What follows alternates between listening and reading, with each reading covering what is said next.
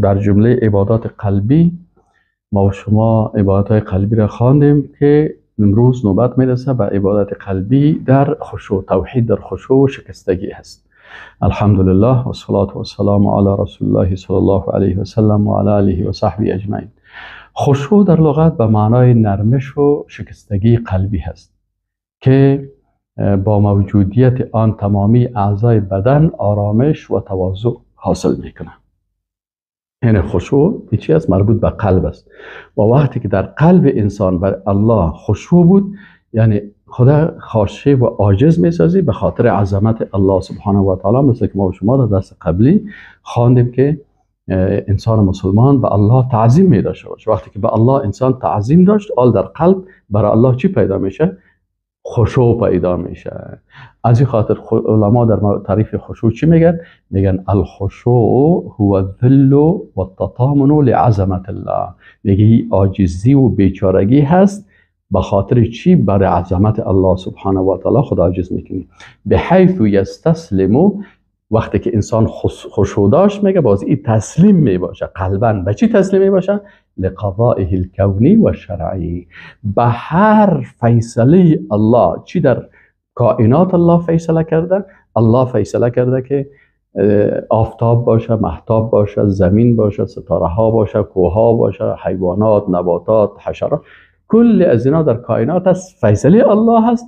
وقتی که تو تسلیم حکم الله هستی، کل زیر میپذیری که آنچه که از جانب الله هست ما اگر حکمتش میفهمیم یا نمیفهمیم، تسلیم به الله هستیم، خاشع هستیم و تسلیم هستیم به عظمت الله. الله ذات با عظمت است، ذات حکیم است، در هر مخلوقش حکمت است. در جنت، در دوزخ، در صراط، در قبر، در عذاب، در نعمتها، در کلش تسلیم میباشی. چی مربوط به کائنات میشه و شرعی و آن چیزی که فیصله الله در امور شرعی هست. نماز بخوانین، روزه بگیرین، حجاب داشته باشن خانم ها، مثلا حج بدین، جهاد بکنین، با دشمنای الله بجنگین. متوجه هستین؟ با کل هزی تسلیم میشه. کی تسلیم میشه؟ کسی که عظمت الله را درک کرد و قلب با خشوع در مقابل الله سبحانه و تعالی داشته باشه. و علما میگن که حقیقت خشوع چی است؟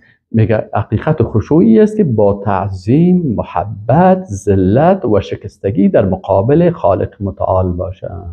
یعنی وقتی انسان خشوع داره، در قلبش عظمت الله هست، محبت الله هست، از این خاطر خودش ذلت و شکستگی و عاجزی در مقابل الله سبحانه و تعالی میکنه.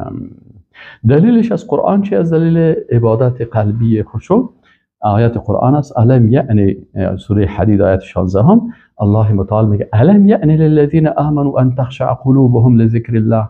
میگه آیا وقت از این نرسیده که قلب‌های مؤمنا به یاد الله خشوع حاصل بکنه؟ یعنی وقتی که الله برش ذکر میشه، آیات قرآن خوانده میشه، احکام قرآن خوانده میشه، احادیث رسول الله صلی الله علیه و سلم خوانده میشه، از این خاطر قلب انسان باید بسیار خشوع باشه. وقتی که آیات قرآن میخونی که لو انزلنا هذا القرآن على جبل، اگر ما این کور بالای، اگر این قرآن بالای کو نازل میکردیم، لرأیته خاشعا متصدعا من خشیت الله. کور میدیدی که چی هست؟ بسیار گیج و سرگردان و در خشوع هست و عاجزی هست، از من خشیت الله، از ترس الله. بس این خشیت چی هست؟ در قلب وقتی حاصل میشه که انسان بفهمه که یعنی الله متعال میگه این قرآن تو کتاب با عظمت است که این اگه بالای کو نازل میکردیم، کو چی میشد؟ کو از خشیت الله، از ترس الله، رأیته خاشعا متصدعا من خشیت الله. متوجه هستین؟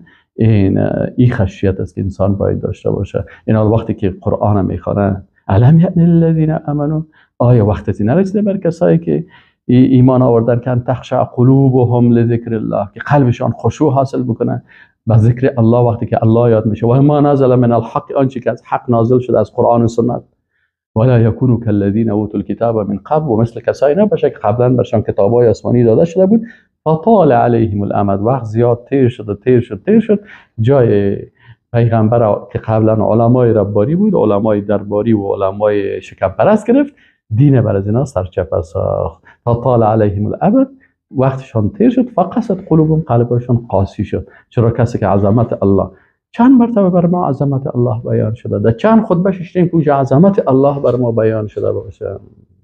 بسیاری مجلس ها را، بسیاری کسا را ببینی که زیاد از مخلوق توصیف میکنن اما صفات الله را بیان نمیکنن.